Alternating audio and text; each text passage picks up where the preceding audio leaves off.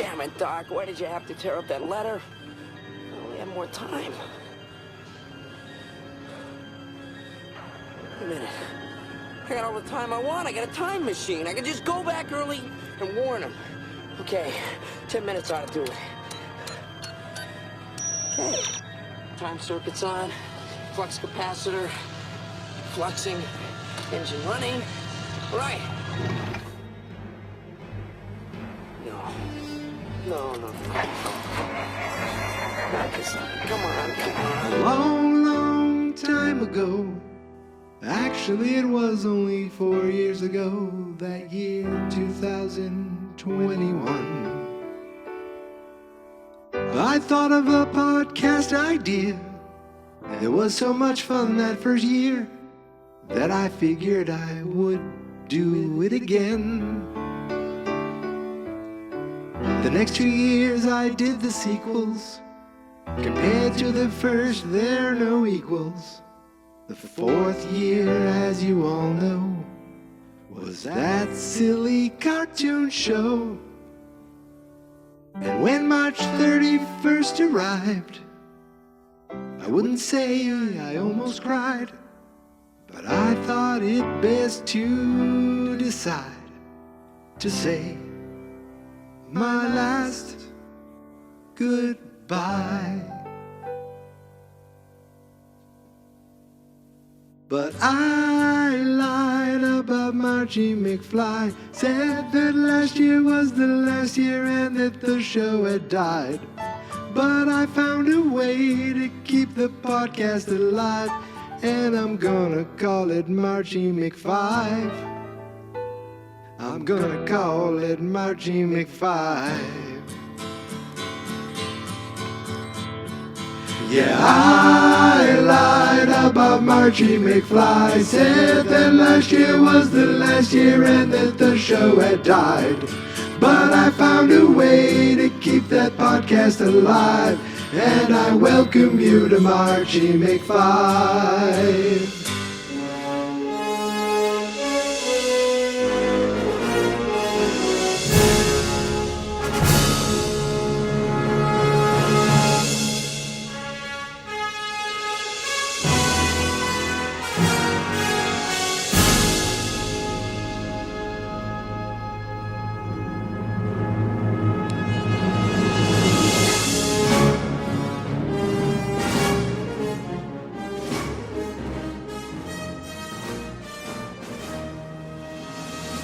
Good morning, everybody. If you thought my voice sounded deep yesterday, oh, baby, are you in for a treat today? Welcome to Smooth Jazz Marchy McFly. I'll be your DJ for the next 20 minutes or so, bringing us through the next few minutes of Back to the Future. As today, we're talking about 1 hour, 36 minutes, and 49 seconds to 1 hour, 40 minutes, and 25 seconds. That's right, baby. You get an extra second today. The last extra second of the month.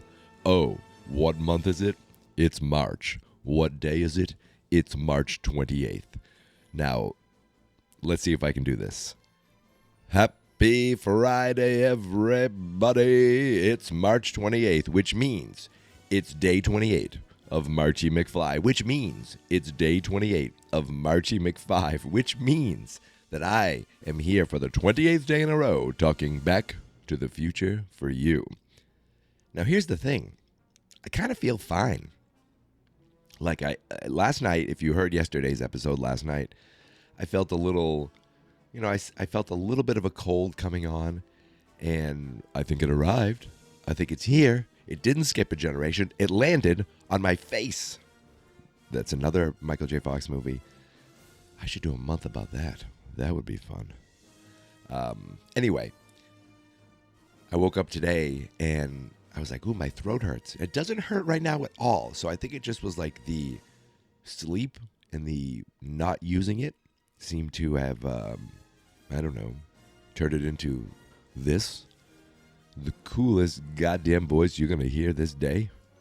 For the rest of the day, you're not going to hear a voice this cool or this annoying, depending on how you feel. I myself am somewhere in the middle. It's like I have a 10 a.m. We do this coffee hour Zoom with my work, but it's only 3 of us, and one of the people, she's not going to be here today, so I think we might not have it, and I'm going to suggest not having it only because I don't want to talk that much, and this voice is very annoying when talking to other people. By myself right here, I mean, come on. It don't get much better than this. Look, we're gonna be right back, so don't nobody go nowhere. I mean, I could do this all night. I'm trying to think of other deep voices in this movie. Not really many. Even Marvin Berry's voice. It's almost like he's trying to be cool when he's on stage and he does that.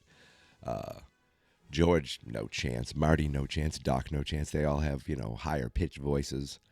Even Sam Baines, oh, look at it roll. Now we can watch Jackie Gleason while we eat. By the way, did I use that line? Oh, I used it yesterday. I was like, wait, did I use that line in real life yesterday? No, I think I used it right here on the podcast. Today, I'm going to guess, isn't going to be a very long episode. And I wanted to get it done early so that I'm not up tonight working on it. Last Friday, I put up the episode early because of my wife's birthday party, which was a smashing success. And today, I'm putting it up early because we are planning on doing something tonight. I think we're going to go out to eat, and depending on how I feel, and run some errands, depending on how I feel. And I'll talk more about that tomorrow if we actually go and run these errands. And hopefully my voice will sound a little... is it a little better or a little worse? Like, am I getting worse or am I getting better? And I always think back to, is it The Fly? Jeff Goldblum. Gina Davis is like, you're getting worse. And he's like, I'm getting better. Maybe this voice, it sounds like I'm doing worse. But if I started like this, you'd be like, wow, that guy he's got some pipes. And I'm going to do my best to edit around sniffling and maybe the desire to cough. I woke up and immediately had another lozenge. And I'm sorry, I'm also kind of getting a kick out of my own voice. So I might say things, I might pronounce words just to hear myself saying them. This is me at my most relaxed voice. Now let me see if I could just do a more kind of how I would talk on the podcast. Ready? Hey guys, nope, that didn't work. Let me try this. Wait. Hey everybody, it's Mikey. See, it's a little more normal. Like if I could bring it up a little bit, it almost sounds like I put an effect on my voice.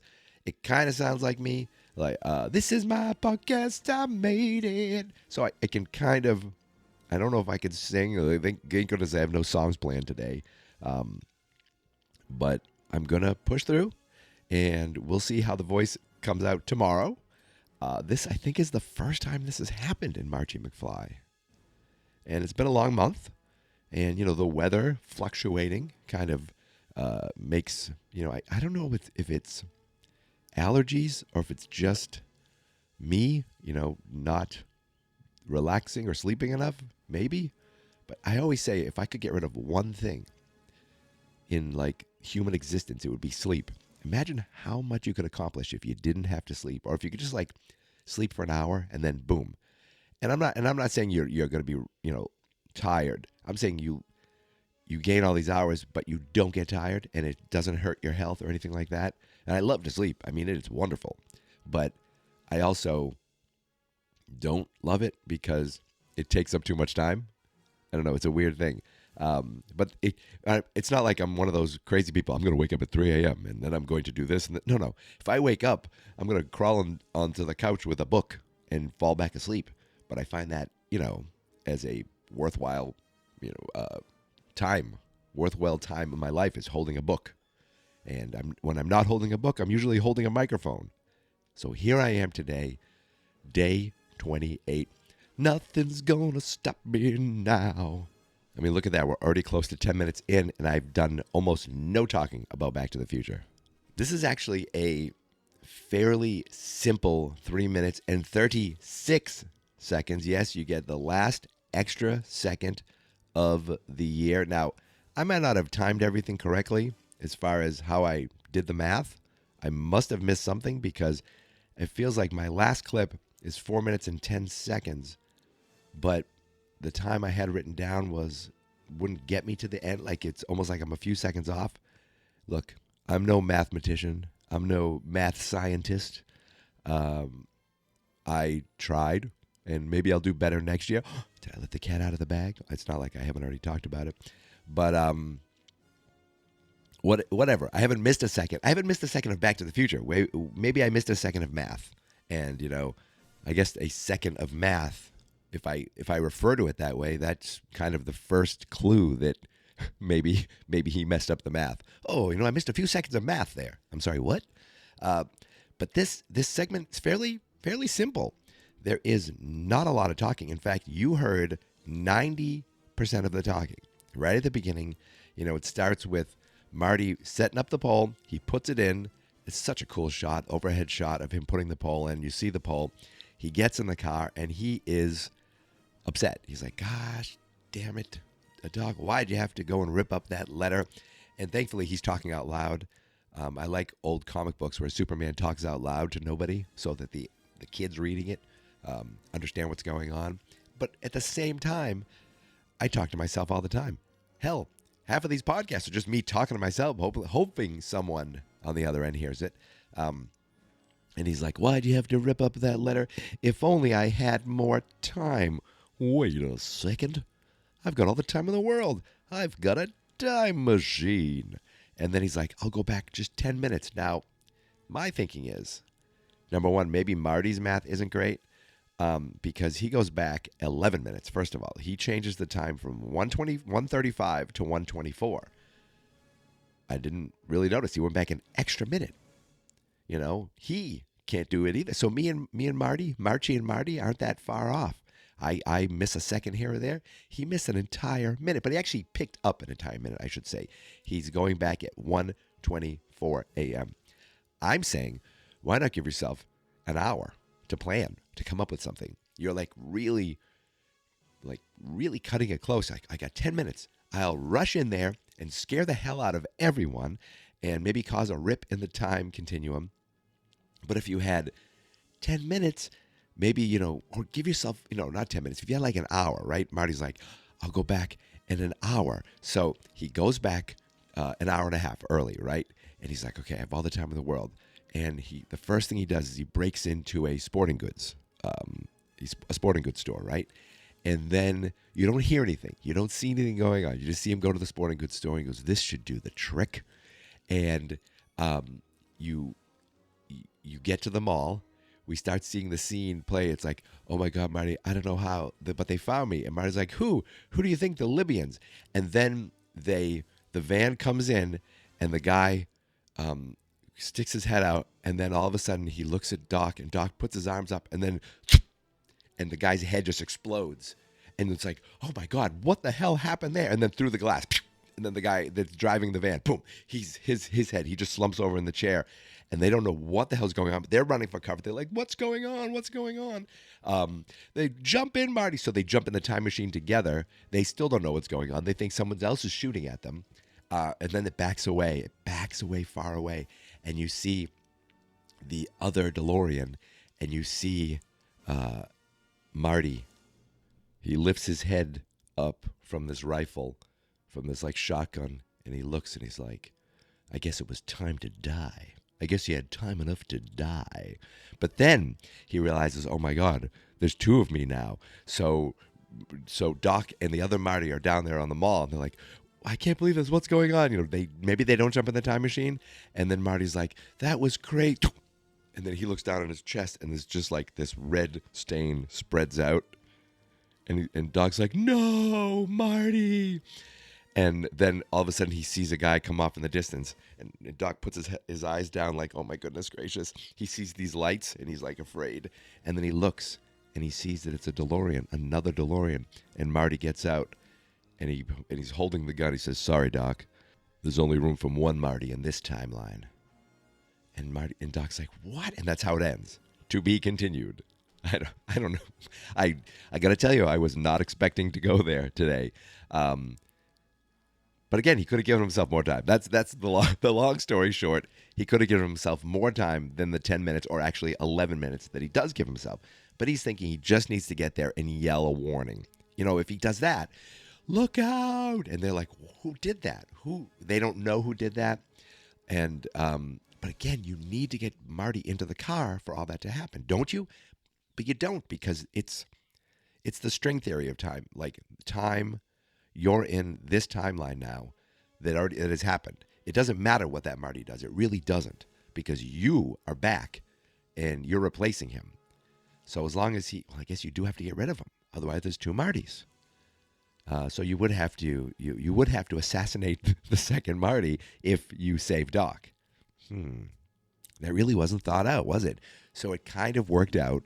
That I understand what Doc did. Doc wanted everything to go exactly the way that he had planned it. And again, most of this has nothing to do with this segment, but Marty did give himself 11 more minutes. So let's see what he does with that. It's plenty of time to get to the mall and warn them. Except now we have an issue. Now we know that this car is electrical. I guess it doesn't run on any gas. No, it does run on gasoline. We do know that.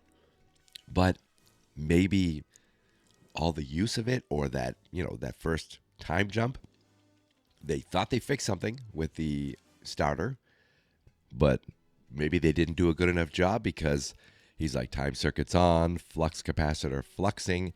Again, I have to think about it, because in my head for years I used to say flex capacitor flexing. Let's go, and the car just dies. It dies, and he's like, come on. And that's most of the audio, the dialogue in this scene. You just heard it at the beginning of this episode.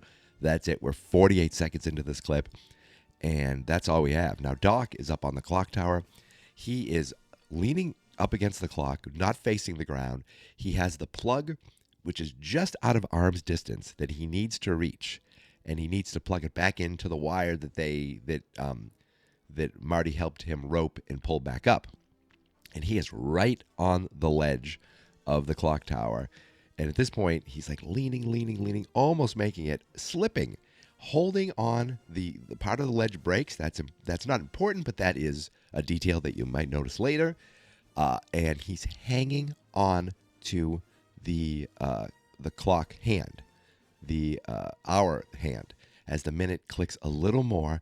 Meanwhile, Marty is still trying to get the car started. Come on. Here we go. This time, come on. Please, come on.